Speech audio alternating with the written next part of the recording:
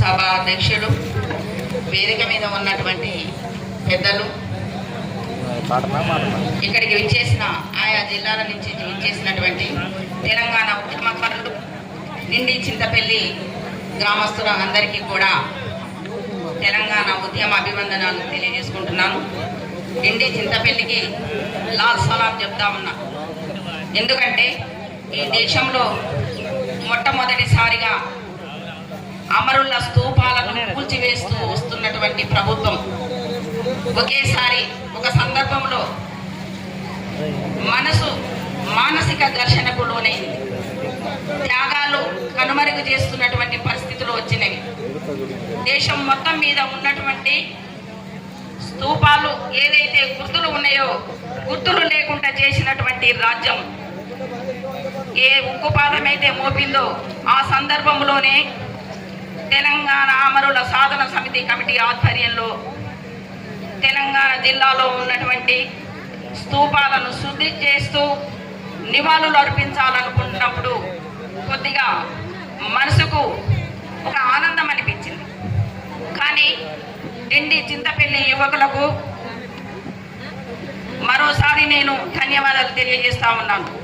ఎందుకంటే రాష్ట్రంలో కూలుస్తున్నటువంటి ఒకవైపు కూలుస్తున్న స్తూపాలను చూస్తూ బాధపడుతున్నటువంటి సందర్భంలోనే ఈ నిండి చింతపల్లి తెలంగాణ అమరవీరుల స్తూపాన్ని కట్టి సవాలు వీసింది ఈ దేశానికి. ఎందుకంటే ఎక్కడ కూడా తెలంగాణ రాష్ట్రం ఏర్పడిన తర్వాత అమరులను గుర్తు చేసుకున్నటువంటి పరిస్థితి లేదు. తెలంగాణ ఉద్యమకారులను గుర్తు చేసుకున్నటువంటి పరిస్థితి లేదు. తెలంగాణ ఉద్యమకారులను కూడా ఆదుకున్నటువంటి పరిస్థితి లేదు. రాజకీయ గారడిలో సబ్బండ వర్గాల ప్రజలు నలిగిపోయినటువంటి ఈ తెలంగాణలో ఎక్కడ అభివృద్ధి జరిగిందని చూసుకుంటే ఎక్కడ ఏమి జరిగిందో తెలియదు. కానీ అమరుల కన్నీళ్లు మాత్రం ఏరులై పారినాయి. అవే నీళ్లు నిధులుగా మారిపోయినాయి అని నేను తెలియజేస్తా ఉన్నాను. మీ అందరికీ కూడా ఒకటే విషయాన్ని గుర్తు చేస్తా ఉన్నాను. తెలంగాణ ఉద్యమకారుల కోసం ఈ రాష్ట్ర ప్రభుత్వం ప్రకటించినటువంటి అన్నీ కూడా 250 గజాల భూమిని ఇస్తానని ప్రకటించింది కాంగ్రెస్ పార్టీ. అదేవిధంగా ఉద్యమకారులకు 25,000 రూపాయల పెన్షన్ ఇస్తానని చెప్పింది. 50 లక్షల హెల్త్ కార్డు ఇస్తానని చెప్పింది. అదేవిధంగా బస్సు ట్రైన్ పాస్లు ఇస్తానని చెప్పింది. వాళ్ళని అనుక్షణం ఆదుకుంటామని చెప్పింది.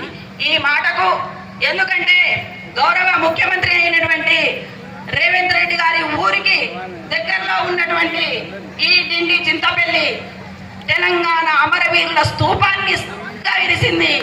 ఈ స్తూపం ఈ రాష్ట్రం మొత్తంగా కూడా ప్రతి ప్రాంతంలో స్తూపాలను కట్టడానికి యువకులు సిద్ధం కావాలి. ఉద్యమకారుల కంకణం కట్టుకోవాలి మీరు. ఎందుకంటే మన ఆయుధం ఇదే, మన సంకల్పం ఇదే. మన బిడ్డలు ఈ రాష్ట్రం కోసం బలిదానమైనటువంటి గుర్తులు ఈ రాష్ట్రంలో ఉండాలి. అంతే తప్ప రాజకీయ గారడిలో అనేక సందర్భాలు మాన ప్రాణాలతో ఆడుకున్న నాయకులవి కాదని గుర్తు చేస్తూ ఈ అవకాశం ఇచ్చినటువంటి మీ అందరికీ ధన్యవాదాలు తెలియజేస్తున్నాం. జై తెలంగాణ, జోహార్ తెలంగాణ అమర వీరులకి.